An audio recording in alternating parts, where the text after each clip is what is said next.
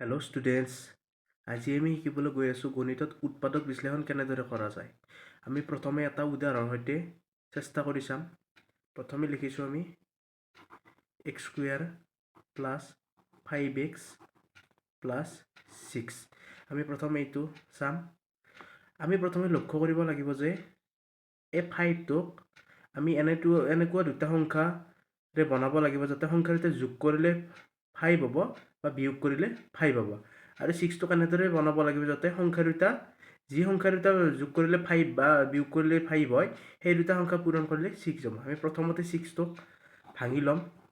6টোক 2ৰে বিভাজ্য কৰিলে আমি 3 পাম। 3ক আকৌ 3ৰে বিভাজ্য কৰিলে 1 পাম। গতিকে আমি 6ক 2 × 3 হিচাপে লিখিব পাৰিম। গতিকে আমি এক্স স্কুৱেৰ এইটো এনেদৰে লিখিছোঁ। 5টোক আমি 2 + 3 হিচাপে লিখিছোঁ। লগত এক্স আছে, এক্সটো দি দিছোঁ আৰু লগত 6টো দি দিছোঁ। এতিয়া যেনেকৈ তেনেদৰে লিখিছোঁ এক্স স্কুৱেৰটো।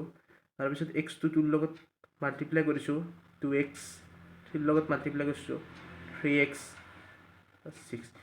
এতিয়া চাম এই দুটাৰ পৰা কি কমন আহিছে। দুটাৰ পৰা কমন আহিছে এক্স। গতিকে প্ৰথমত যিহেতু এক্স স্কুৱেৰ আছে গতিকে এটা এক্স আহিলে এক্স থাকিব। দ্বিতীয়টোৰ পৰা 2xৰ পৰা এক্স আহিলে আপোনাৰ 2 থাকিব। তাৰপিছত চাম এই দুটাৰ পৰা কি কমন আহিছে। এই দুটাৰ পৰা কমন আহিছে 3। যিহেতু এক্সটো কমন নাই, ইয়াত এক্স নাই, গতিকে 3 আহিলে ইয়াত থাকিব এক্স আৰু ইয়াত থাকিব 2, কাৰণ 3 × 2 = 6। গতিকে আমি দেখিবলৈ পাইছোঁ যে এই দুটা একে হৈছে। আৰু প্ৰত্যেক উৎপাদক বিশ্লেষণতে চাম যদি এই দুটা আমাৰ একে হৈছে তেতিয়া আমাৰ উৎপাদক বিশ্লেষণটো ঠিকেই আছে। গতিকে আমি এই দুটাক এটা হিচাপে লিখিব পাৰিম x + 2 আৰু এই দুটাক এটা হিচাপে লিখিব পাৰিম x + 3। গতিকে এইটোৱে আমাৰ এনচাৰ।